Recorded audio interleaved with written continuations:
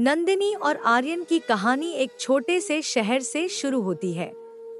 वे दोनों एक ही कॉलेज में पढ़ते थे और कॉलेज के पहले दिन से ही एक दूसरे की ओर आकर्षित हो गए थे। उनकी मुलाकात संयोग से हुई, लेकिन उनकी कहानियां एक दूसरे के साथ बंध गई। नंदिनी, जो एक शांत और संवेदनशील लड़की थी, और आर्यन, जो आत्मविश्वास से भरा और खुले विचारों वाला था, दोनों के बीच का संबंध धीरे धीरे गहराता गया।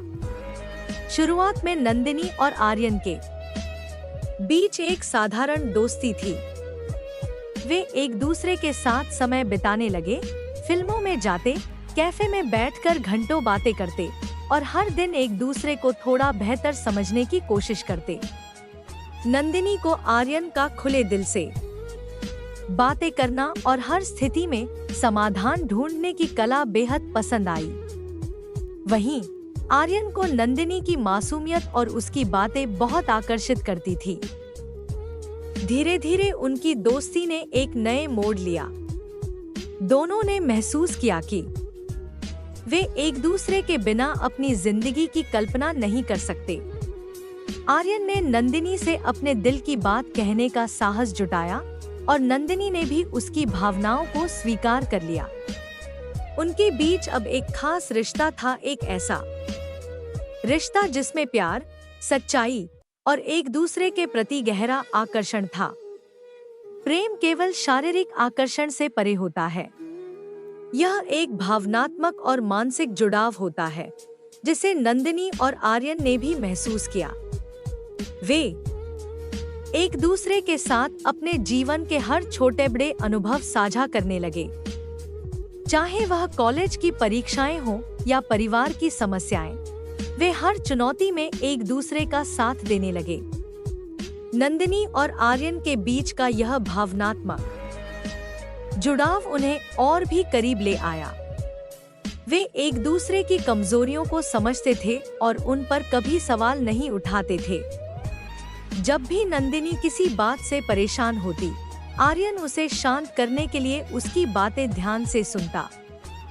वहीं जब आर्यन किसी दुविधा में होता, तो नंदिनी उसकी हिम्मत बढ़ाती।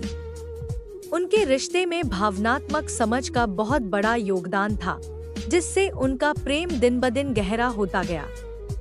जैसे जैसे उनका रिश्ता आगे बढ़ा, उनके बीच शारीरिक आकर्षण भी गहराने लगा। नंदिनी और आर्यन दोनों ने एक दूसरे के प्रति अपनी शारीरिक इच्छाओं को महसूस किया, लेकिन वे जानते थे कि शारीरिक संबंध प्रेम का केवल एक हिस्सा होता है। उनका रिश्ता वासना पर आधारित नहीं था, बल्कि एक दूसरे की भावनाओं और इच्छाओं का सम्मान करते हुए गहरे प्रेम पर आधारित था। कामसूत्र में यह बताया गया है कि शारीरिक संबंध केवल एक जैविक क्रिया नहीं है, बल्कि यह प्रेम का एक महत्वपूर्ण पहलू है, जो दो लोगों को आत्मा और मन के स्तर पर जोड़ता है। नंदिनी और आर्यन ने भी इस पहलू को समझा। उन्होंने शारीरिक संबंध को एक दूसरे के साथ साझा किया, लेकिन यह केवल शारीरिक सुख तक सीमित नहीं था। उन्होंने इसे एक पवित्र अनुभव के रूप में देखा, जो उनके भावनात्मक और मानसिक जुड़ाव को और गहरा करता था।